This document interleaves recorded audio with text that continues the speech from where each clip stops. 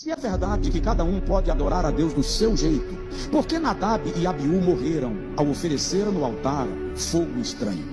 Se o que vale é a intenção, por que Uzá morreu quando tocou na arca, mesmo com boa intenção? Se o que vale é fazer a obra de Deus da maneira que eu quiser, por que Deus reprovou o reinado de Saul quando ele ofereceu sacrifícios e não esperou Samuel, que estava por chegar? Se Deus aceita que eu faça, e se Deus tem que aceitar do meu jeito, por que será que ele aceitou a oferta de Abel e rejeitou a oferta de Caim, quando os dois estavam querendo de algum modo adorar? Se Deus é tão romanticamente bom, por que Esaú não teve a segunda chance de recuperar a sua primogenitura? Se o que importa é ofertar, porque cada um faz como bem entender, então, por que será que Ananias e Safira morreram diante de Pedro ao mentirem sobre a oferta que trouxeram para o templo? Se Deus não se preocupa com o que ocorre no culto, então por que será que ele exortou a igreja de Corinto acerca da maneira que eles conduziam a celebração da Santa Ceia? Se os lugares que eu frequento não são da conta de Deus, Deus não tem nada a ver com os lugares que eu vou ou que eu deixo de ir. Então, se Deus não se importa, por que será que Paulo exortou e repreendeu aqueles que comiam da mesa do Senhor e da mesa dos demônios? Se dá para ser crente de qualquer maneira, se é verdade que eu posso determinar as coisas para Deus, por que será que Jesus chamou Pedro de diabo quando Pedro tentou interferir no seu plano de ir à cruz? Se vale qualquer coisa, por que será que Deus não permitiu Lúcifer continuar sendo querubim e o expulsou da sua presença e o tornou Satanás? Eu gostaria de fazer algumas considerações sobre esse tipo de reflexão. Porque uma coisa é você se relacionar com Deus. Deus é Deus e Deus é Pai. Outra coisa é você se relacionar com homens, e homens manipulam. Então o primeiro ponto que eu quero trazer aqui é refletir e relativizar, sim, muitos desses exemplos que ele trouxe aqui, porque o propósito precisa ser a formação de consciência e não a formação de medo nas pessoas. Porque com consciência o sujeito amadurece. Com medo, ele é altamente manipulável na mão de aproveitadores. Então, visando formar consciência, eu começaria relativizando da seguinte forma: ok, Nadab e Abiú morreram consumidos pelo fogo porque ofereceram fogo estranho. Mas e todas as outras prevaricações que inúmeros sacerdotes fizeram na condução das liturgias do templo e que foram denunciadas pelo profeta Ezequiel, sobretudo pelo profeta Isaías, que tem capítulos e capítulos dizendo, inclusive, que Deus já não tinha nem participação naqueles cultos? Tal era o nível de perversão. Nenhum deles morreram. Ele cita o exemplo de Uzá, que tocou na arca e faleceu. Mas e Davi, que comeu do pão da proposição, que era destinado exclusivamente aos sacerdotes, e ele não faleceu? E o que dizer do sumiço da arca da aliança?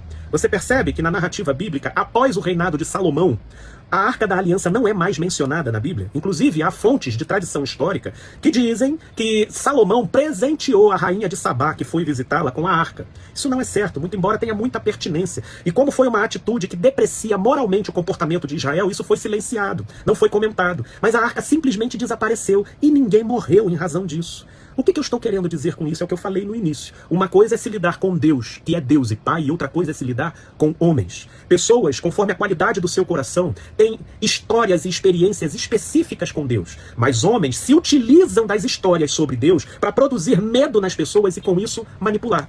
Porque não tem gerar consciência nas pessoas de um peso e significado dos seus comportamentos diante de Deus é uma coisa. Se utilizar disso para com isso querer associar que você desobedecendo a mim, que sou pastor, e a igreja, você está necessariamente desobedecendo a Deus, que é o que a religião faz, aí são outros 500. Então eu quero trazer essa relativização e essa reflexão, porque sim, a experiência de cada um com o divino terá sim a sua devida qualidade de acordo com a qualidade do seu coração. Ele cita, por exemplo, Ananias e Safira, que por causa de um engano do seu coração, naquilo em que foram mentir na sua relação com Deus, no que eles estavam ofertando, eles acabaram morrendo ali na hora em que eles foram ofertar junto aos apóstolos. Mas, meu Deus do céu, olha hoje em dia, quanto roubo, quanta forçação, quantos pseudo-pastores aí se forjando de profeta, inventando adivinhações, inventando curas, forjando emocionalismos para manipular, e estão todos eles vivos aí. A gente precisa entender que uma coisa são os filhos e outras coisas são os bastardos. Os filhos, uma vez tendo a qualidade do coração se relacionando direto com Deus, a experiência será determinada pela qualidade dessa relação. Mas existem pessoas que estão simplesmente entregues às suas próprias disposições.